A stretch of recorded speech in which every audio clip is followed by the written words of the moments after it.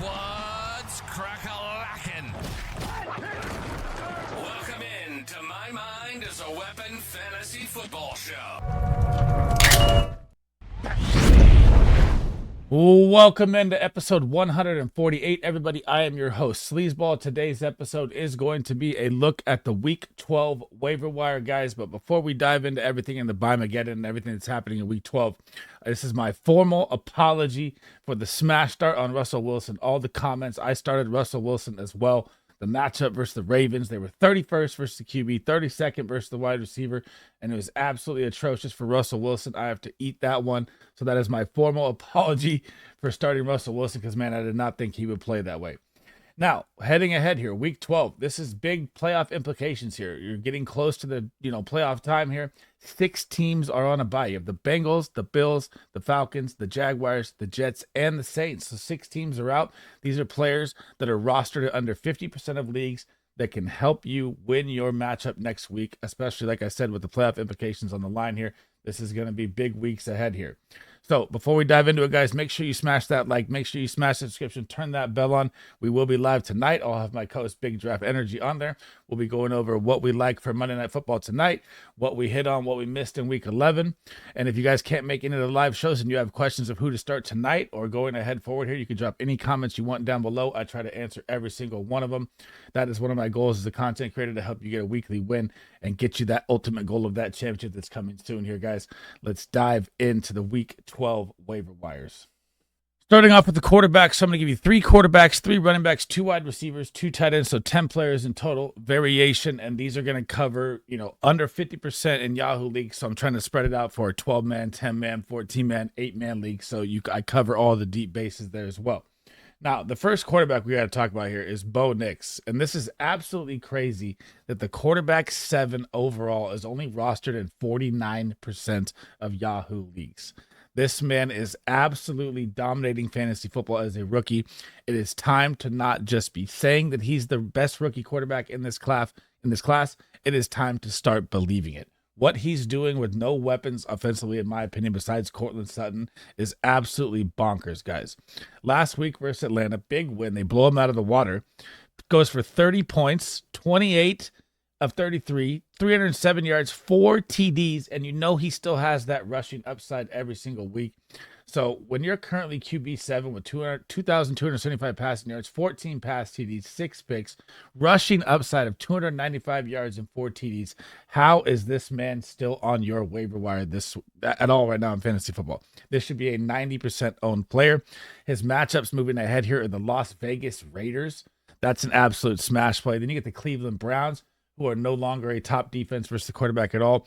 You're going to get a bye after that. Then your playoff opening round, you are going to get the Indianapolis Colts, who are the pot of gold. They can't stop anything. Then you get a tough matchup with the Chargers in the semifinals. But in the finals, you're going to get the Bengals. Bo Nix, you should spend every single piece of FAAB you have right now, and possibly a top 1 to 3 waiver wire move if you have it and you're in a rolling order like that. You should be picking this guy up at all costs. This is a must-start quarterback every single week except for the semifinals from here on out, and he's going to have a bye in Week 14 as well. But still, this is a 100% FAAB. Smash this play. Pick him up no matter what. I cannot believe he's only owned in this percent of leagues. Quarterback number 2 you should be targeting in fantasy football this week, and someone called the smash play last week. That would be your boy right here, Anthony Richardson. I think I was the only content creator on the planet to put him as a smash start, which was I freaking absolutely knew that the Jets would struggle versus the rushing touchdown. I said that in my smash start video, and he goes out and he drops 28 fantasy points. He goes 20 for 30 for 272. Throws a passing TD as well as 2 rushing TDs, which is exactly what I said would happen. He went for 32 yards on the ground as well. So only owned in 48% of leagues, which people started to feel like, oh, he's playing bad. Dude, they had to bench him versus Minnesota and Buffalo because those defenses are top defenses that would have probably ruined his head stature and everything. So the little timeout was needed. He got the New York Jets when they were falling apart. Then you get the Detroit Lions, who they've struggle heavily versus the pass game. Then you get New England. Then you get a bye, just like Bo Nix in Week 14. Then you get a tough game in Week 15 with Denver, but the rushing upside is always there for superhuman plays. Then you get Tennessee and the New York Giants to be completely out of it for the finals. Anthony Richardson can absolutely win you fantasy championships down the stretch here. And it is time to spend every single piece of FAAB you have on him left, or a high waiver priority as well, because the confidence is back. You have a top offensive line. You have Jonathan Taylor. All the weapons are there healthy, and Downs, Mitchell, and Pittman. Pittman needs to wake up a little bit here. And the defense is stepping up. So you're going to have a guy who the team is rallying behind right now. And you know you have that superhuman Anthony Richardson game that can always win you a matchup, which is what happened last week. And I am smashing this pickup on the waiver wire this week. Quarterback number 3, and I know it's not pretty. I know they play tonight, and Cooper Rush is named the starter, but I honestly don't see the Houston Texans not blowing them out of the water. Cooper Rush just passed for 45 yards in week 10. I don't even know how he's named the starting quarterback. It is absolutely bonkers to me. And this one is more of a smart play in competitive leagues here. So let's say Houston this week, right? You can pick him up. You can probably grab him now if you want early, and you have an open spot, by the way, too, because this game hasn't been played yet. So you're going up against Houston. We'll probably see Trey Lance at halftime. Then the schedule ahead, and you're still going to have CeeDee Lamb. You're going to have Brandon Cooks coming back off IR. You're going to have Tolbert, who's emerging. You still have Ferguson at tight end.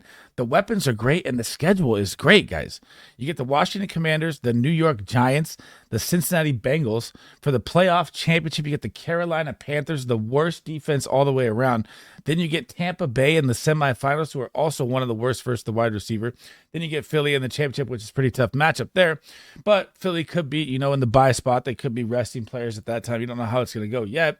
And you have a rushing upside of a quarterback that before the injury with the foot to the 49ers was already putting up like 50 rushing yards a game. And you saw him come in limited last week for 3 attempts for 17 yards already. I know he threw the pick in the game as well, but this is one of the sneaky upside plays at quarterback that you can grab for free right now. And off your waiver wire, I'd probably spend 20 to 30% and about a 7 to 8 spot on it, because it's not the flashiest pickup, but man, the upside of the rushing ability that he gives you and the weapons around him in Dallas, this could be a smash pickup. And Dak Prescott was just placed on IR. His season is over. And Cooper Rush is not the guy. So this is one of my sneaky plays at quarterback to pick up that I really, really like. Player number 4, running back number 1, you should be targeting on the waiver wire this week is going to be Roshan Johnson. So currently only owned in 70% of Yahoo leagues. Made sense, but the coaching changed. They get rid of Shane Waldron. They bring in Thomas. And all of a sudden, you have a new running back in Chicago. They're starting to use the big down back. It is time. It's the cold weather. Now, I know this matchup isn't pretty. You get Minnesota, then Detroit, then San Francisco, who are all very tough versus the run coming up. But you're getting a possible running back at 50% of snap share. He just played the most snaps on the year last week with 42%. Dropped 11 fantasy points, 10 carries, saw all the goal line work, got the goal line touchdown, even saw some passing work. So when you're looking at Roshan Johnson, DeAndre Swift, you're probably looking at a 50-50 split here heading forward here, and you're going to get the goal line touchdown opportunity every single time, as shown by 5 touchdowns. So think about that for a second. Roshan Johnson has 5 touchdowns on the year, with his snap share only being over 40% once. So this is your goal line back. This is your running back. It is cold weather, like I said. He is going to see most of everything there is in the red zone. So this is a guy that I would probably spend 20 to 30% FAAB on, possibly even 40% if you need a running back bad. Even though I don't like the matchup versus Minnesota, it's at Chicago. Minnesota is very good versus the run. Their front seven is stout. Then you get Detroit as well, like I said, which they're also a great front seven that's stout. But it's still a piece that can be valuable to your fantasy football team that you need to add here. And DeAndre Swift is a smaller running back. What if an injury happens in the cold weather? You're picking up a RB, high-end RB2 if an injury happens. And you also have the touchdown upside of the goal line play with him. I love this smash with Roshan Johnson this week. And if you have a waiver wire, rolling league, I'd probably use a top 3 to 4 waiver to grab him. Player number 5, running back number 2, you should be targeting him. This one's going to be a little sneaky because people don't really know this right now. So Amir Abdullah is going to be the running back that you should be picking up, because last week in the game, you had Zamir White go down with the quad of the hamstring, and then Alexander Madison ruled out right away with the ankle injury. That didn't take any time. So what happens is the third down back, who's been playing kind of the pass back the entire year, as you can see by the stats. So he's only owned in 2% of leagues. He's RB60. 17 attempts, 82 rush yards. Doesn't get much work there because he hasn't had a chance to, but he always sees receiving work. So 17 receptions, 76 yards, still has 2 total touchdowns on the year. Got a touchdown last week in the game, in the receiving game as well, with 16 yards and 3 catches and a touchdown. And I'd be willing to spend 20 to 35% if both these running backs are out, which it looks like they're going to be. It does not look like Alexander Madison or Zamir are going to make it. Again, you got to pay attention to the injuries. But with all the buys this week, this can be a nice play. You're going to be playing Denver. They just blew out the Falcons. They're probably going to blow out the Raiders. And what happens during blowouts? Garbage time pass dump-offs. And there's no other running back out here. Maybe you'll see Dylan Labe. I don't think that's going to happen. He's had kind of a rough year. He could possibly be mixed in with him. But I think it's going to be the Amir Abdullah show here the whole way.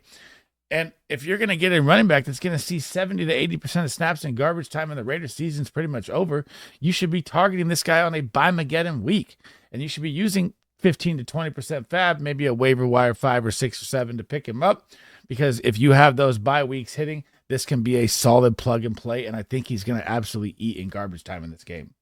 The 6th player and 3rd running back you should be targeting is Cam Akers, who is currently owned in 17% of leagues. And this is crazy to me. He goes to the Texans, played all right for the Texans in the absence for Joe Mixon. Vikings traded for him. They had Ty Chandler.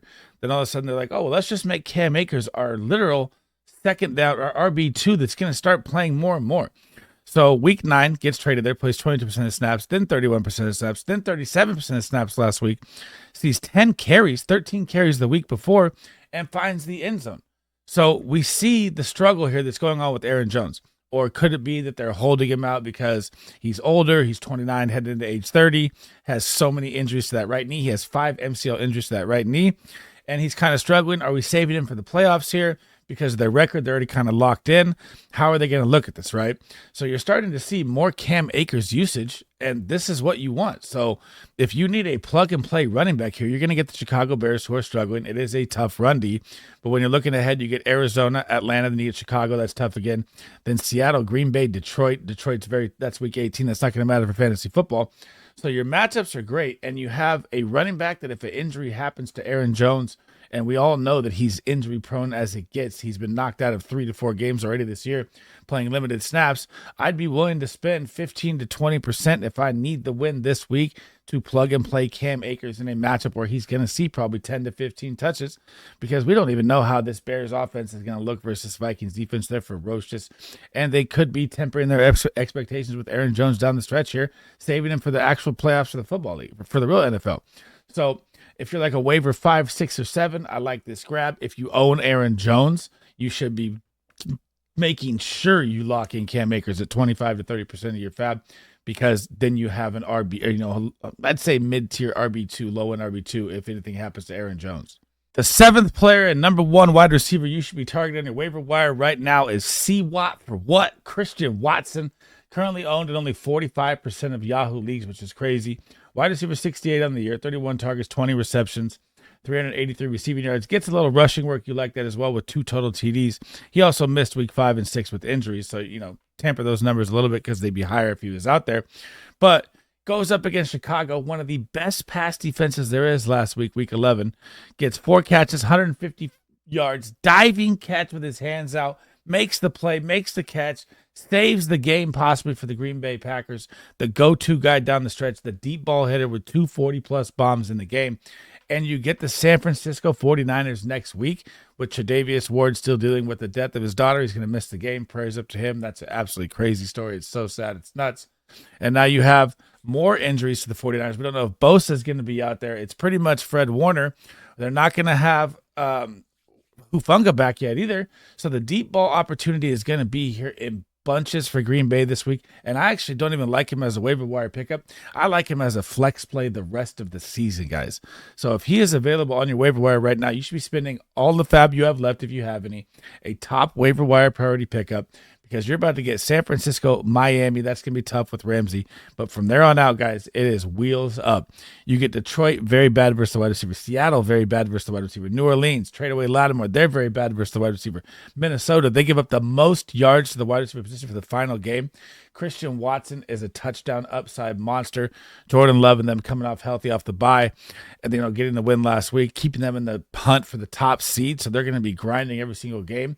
And Christian Watson is one of my favorite pickups this week for the waiver wire. The 8th player and second wide receiver you should be targeting is Quinton Johnson, and the fact that he is owned in 41% of Yahoo leagues is absolutely crazy to me. So he's currently wide receiver 44, 37 receptions, or 37 targets, 22 receptions, 354 yards. He even gets some rushing attempts, which you like in fantasy football, 3 carries for 6 yards there, and 6 total TDs, guys, and he's missed 2 games this year. And you could say 2.5 games. He got injured in week 6 versus Denver. So he literally could be a top 25 wide receiver without the injury. The breakout has been here, guys. He was a smash play for me last week for Cincinnati. He had 8 targets in that game. He only had 2 receptions. He found the end zone on the long bomb. But the schedule looking forward here, guys, there is no better schedule in the NFL for the wide receivers for the Los Angeles Chargers. They're about to get Baltimore, who's almost dead last versus the wide receiver. Atlanta, who just got shredded by Bo Nix. Kansas City, who is a good defense. They're about middle of the tier. But then when you hit the playoffs, you get Tampa Bay in week 1. Who's 31st versus the wide receiver. You get Denver, who's a tough matchup. Then you get New England, who's a very bad matchup with very good matchup. Matt Stafford just crushed him for 4 touchdowns. And we're in playoff crunch time here. If you have any FAAB left, you're spending it all here. This is a flex play for the rest of the season. If you have a top waiver priority in the top, 1 to 5 picks, you're using that waiver to pick up Quinton Johnson, especially with all the buys this week. You're going to get Monday Night Football, high-scoring Baltimore game. A lot of playoff implications on the line with the Chargers and the Ravens and playoff seeding here. And this is going to be a ball-out game for Quinton Johnson. Even Ladd McConkey as well here too. But obviously he's not a waiver wire player. But you should be smashing this pickup with Quinton Johnson. The 9th player heading over to the tight ends here is going to be Will Dissly, who's currently only owned in 24% of leagues. Tight end 19 on the season and rising. So a top 20 tight end. 48 targets, 37 receptions. He's been the 5th most highest targeted tight end over the past 5 weeks since the Hayden Hurst injury, and they're starting to use Will Dissly more. He has 352 yards, got his first touchdown of the year versus the Bengals last night in that amazing game. And what you have to look at here is not just the targets of 11, 7, 3, 6, and 6. You have to look at the schedule ahead. You get the Baltimore Ravens, who are very bad versus the tight end. Like I said, the Chargers schedule, guys, for the wide receiver and tight end for the rest of the year is gold. You get Atlanta. You get Kansas City, who's last. You get Tampa Bay, who's bottom tier 30th. Denver and New England for the end, which is another team that struggles versus the tight end. And Will Dissly and this Chargers offense, since the bye, like the first 4 weeks of the season, Harbaugh was getting the ground and pound, getting his coaching style into the Los Angeles Chargers, and they didn't pass the ball over 30 times. Now, since the bye week, the Chargers have just opened up the passing game to the max. They are passing at a 32 pass attempt per game, which is absolutely bonkers. So 34, 39, 32, 27, 18 versus Tennessee because they had a blowout, so they pounded the run. Then 36 last night. The passing attempts are going to be here in bunches. The matchups are absolutely great. You can even start Will Dissly next week at tight end versus the Baltimore Ravens. So if you have a waiver wire pickup right now and you're hurting from the buys, I would spend 30% because this win is massive. Every win from here on out is massive with the playoffs on the line. And this is a startable tight end. And if you're in a waiver wire position where it's numbers and you're playing the rollover game, I'd use a 5 to 7 top 10 waiver wire to grab him because you can start him this week with confidence. The 10th player and second tight end, last but not least, is going to be the rookie Jayon Sanders. And most of you are going to look at this like, why Jayon Sanders? So we're going to talk about him first. So owned only in 2% of Yahoo leagues. Tight end 29, 32 targets, 26 receptions, 253 yards. Got his first touchdown of the week in week 10 before the bye he had last week. So you know the chemistry's building there. And Bryce Young, now with the Panthers getting 2 wins, starting to feed his rookie tight end, starting to find his security blanket. So when you're looking at his numbers, they're going to look bad because he didn't play the first 4 games of the year. He only started, not the first 4 games. He only started to get 70+% snap shares week 5, week 6, week 7. Then at week 8, they got blown out in Denver. He didn't really play that much in that game. Then you have week 9 and 10 where now Tommy Tremble is phased out and he's seeing 80+% of the snaps, 85% in week 9, 88% in week 10. That is what you want. You want a tight end that is out there at full force. He's seen 5 targets and 2 targets, about 95 yards in both those games, so averaging about 45 yards a game there. But you get the Kansas City Chiefs, guys. They're probably going to be playing most of this game from behind. Volume is king. The Kansas City Chiefs ranked 30th versus the tight end. They gave up 15.7 points per game. They ranked 29th on the season in total points. They do stingy up in the red zone, but they give up the most yards to the tight end position as well at 74.3 yards per game. So when you have a game where you're going to be playing, probably every drive is a passing down drive in this game versus Kansas City, right? Unless they can keep it close somehow, which I don't see happening here. I know that they're going to be at home, but I don't think any of that matters. Kansas City defense is going to be lights out versus the run game, lights out versus the wide receiver. And I think this is really going to be a Jayon Sanders game. So I've made this play in my big league as well. I did it ahead. I picked him up before the bye week so I could have him ahead of time. I'd be willing to spend probably 5 to 10% because most people don't know about it. You may even be able to sneak it out for free. But the matchup here is going to be great, and he's going to see a ton of volume in this game. And with all the tight ends on a bye, I like Jayon Sanders as a start this week. Hey. Thanks for rocking with me today, guys. That is the end of the episode. Remember, there's so many buys. It is Byemageddon time. These are the players that I think that you should be targeting. It is an early look as well. So you also got to pay attention to tonight's Monday Night Football game. You're going to have like a Dameon Pierce if anything happens to Joe Mixon, a possible Zeke Elliott or Dalvin Cook. You could even say it could be one if anything happens to Rico Dowdle. And then, of course, you have the star wide receivers, Nico Collins, Tank Dell, that are out there. You're going to have CeeDee Lamb out there. Brandon Cook, someone to keep your eye out on the IR as well for coming back hopefully either this week or next week here. And if anything happens to CeeDee Lamb, there's a pickup you're probably going to get tons of passing volume with. So pay attention to those as well, guys. Before we head out, make sure you smash that like, make sure you smash that subscription, turn that bell on so you know when I'm live. Again, I will be live tonight. I cannot thank you guys enough for all the support this year. It's been absolutely amazing across all the platforms. You guys are making me work harder every single day to bring you better content to help you guys win. And I will get my quarterback, running back, wide receiver, tight end, defense, kicker rankings out tomorrow, guys. Hopefully all my stardom sit them this week. It's been crazy. We got the holidays coming. We're going trips to all the families and stuff like that. Thanksgiving coming as well. So I'm going to try my best to get everything out this week. But if I don't, you can always drop any comments you want down below. I try to answer every single one of them. And that's it for me in this video, guys. SleezBall out. Hope to see you guys in the next one.